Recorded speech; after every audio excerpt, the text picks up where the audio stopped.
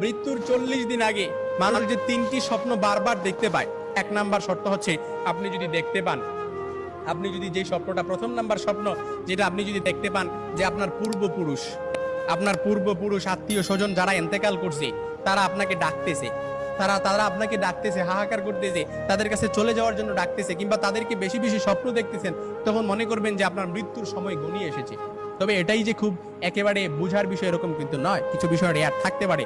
তখনই আপনি আল্লাহর কাছে সাহায্য প্রার্থনা করবেন, আল্লাহর কাছে বেশি বেশি ক্ষমা চাইবেন।